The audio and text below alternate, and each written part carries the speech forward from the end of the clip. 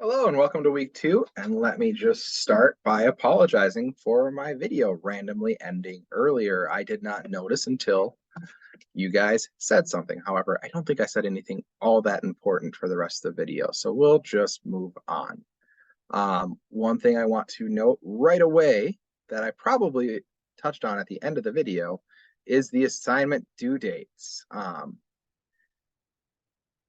The syllabus has 2 different sets of dates in it, and I want to confirm that they will be week 2, week 4, week 6, and week 8, and not 2, 4, 5, and 7. So there's a couple extra days there. These will be the due dates we will go with. They moved backwards, which is a good thing.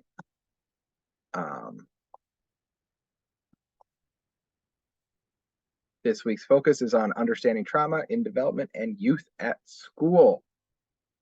Couple housekeeping items. First of all, I completely forgot about the graduate outcomes assessment activity. A couple of you have done this. If you could please do it by Friday. It is not graded, but it is an expectation of the program. It is just a very, very quick little survey. So please try to do that by Friday. It lives right on our homepage in Blackboard.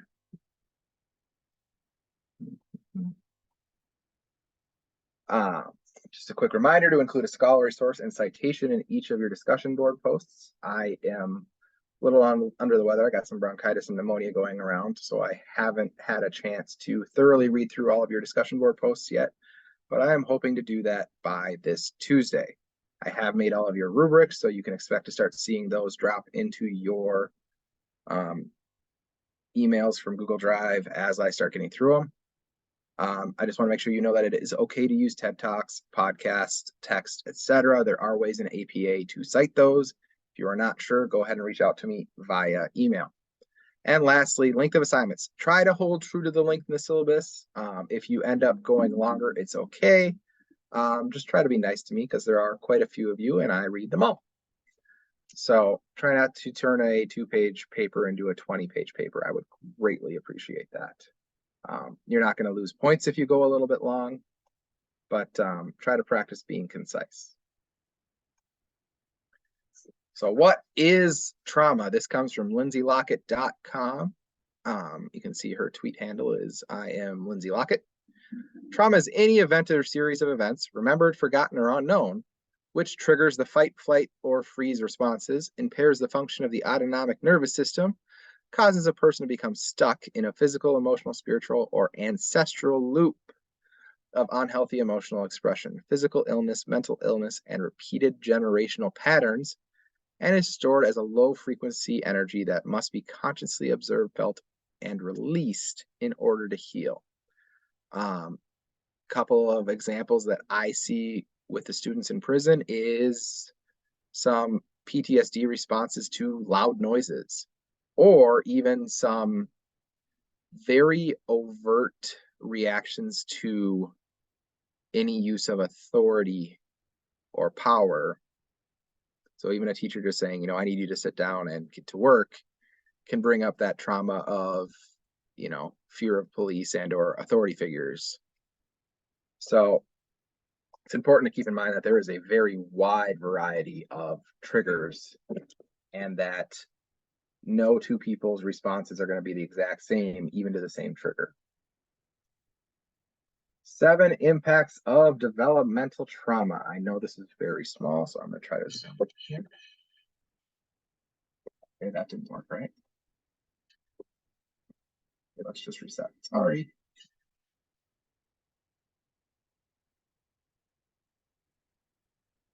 All right. So this is from the Beacon House Therapeutic Services and Trauma team. The 7 impacts of developmental trauma. These can be mapped onto the brain in the order in which the brain develops. So from the bottom of the brain up to the top. Disassociation is caused when 3 areas of the brain disconnect from each other, which results in the primitive brain shutting down as a way of protecting the self from harm. So one of the things that we see a lot with kids is that they'll say they don't know why they did something.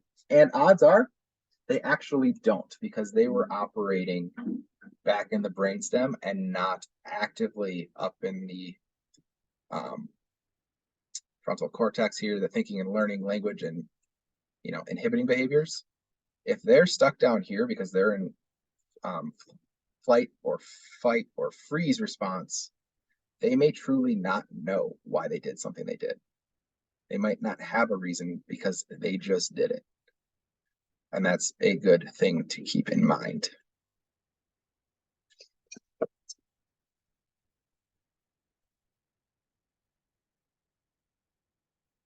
On that note, we use the iceberg model for a lot of things, but it is a great model for trauma.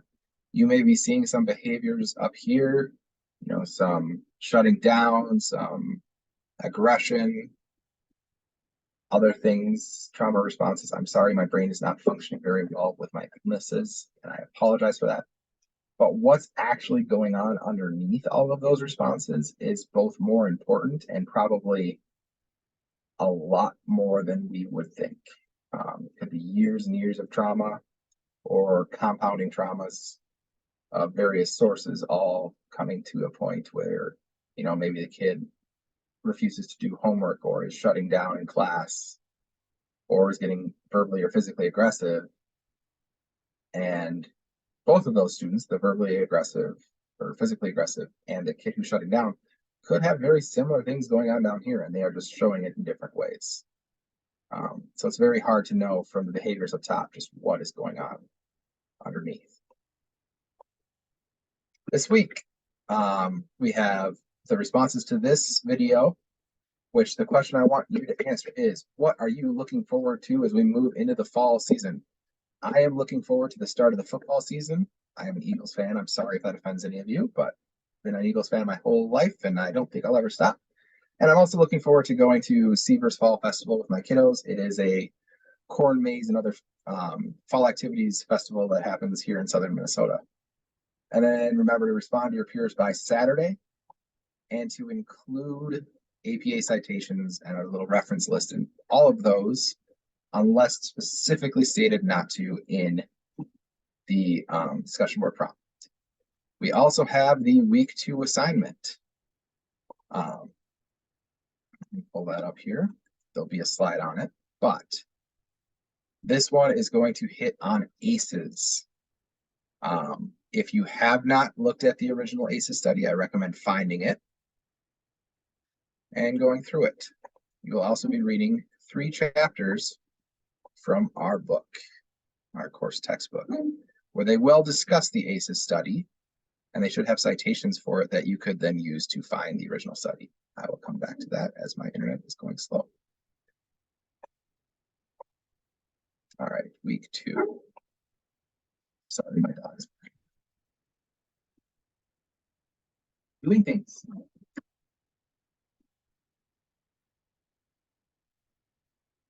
Hey, Jack. Want to say hi to everybody. All right, so we have 3 chapters, and I also recommend finding the original ACEs study just to look at how it was done. That is not required. I just recommend it as it's going to keep coming up as the program progresses. If you haven't already read it, I recommend finding it and taking a look at it. What I would like you to do for this assignment is to share the overall presenting social and emotional needs of your students. It's going to be different for different schools. It may even be different in different classrooms in the same school.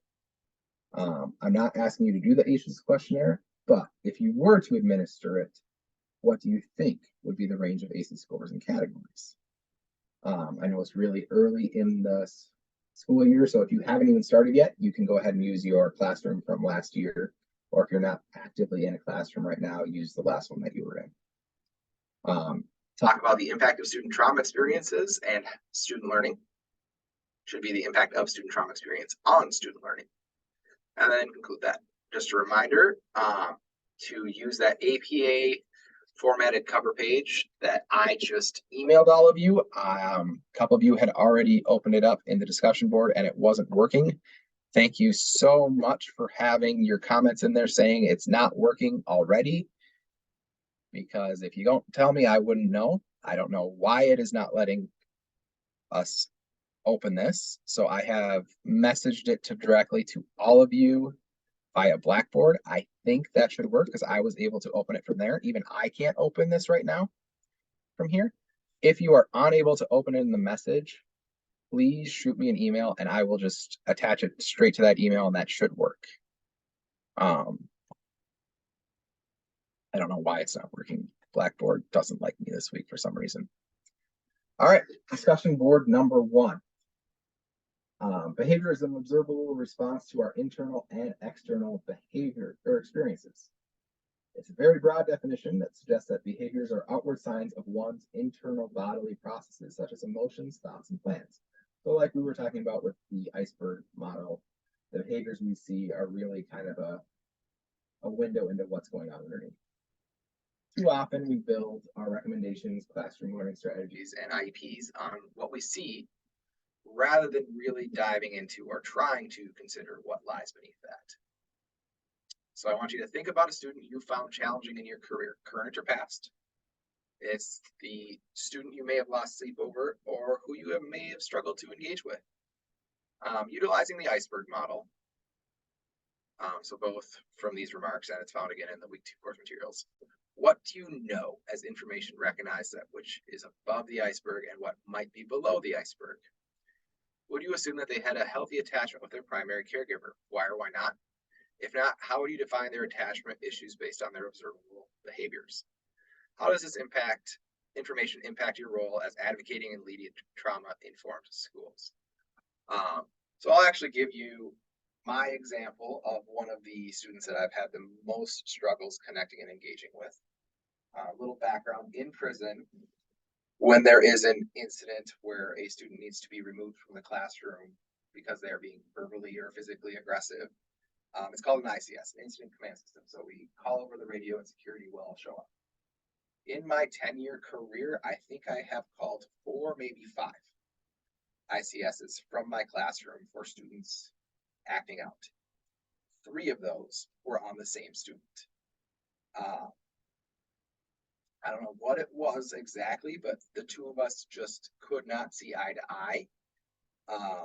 There was definitely some racial issues on his end, especially when associated with positions of authority. And because I am a white male, he had a very hard time taking any prompts from me and could not follow even the most basic of our classroom expectations and couldn't handle when I held him accountable to those. I don't know what else was going on there. And I tried to work with him with his special education teacher. But in the end, he actually ended up transferring to another facility to go to school there, not because of me or anything that was going on there, just because he got in other trouble. But we never figured it out in my classroom. And I still don't know what would have worked with him.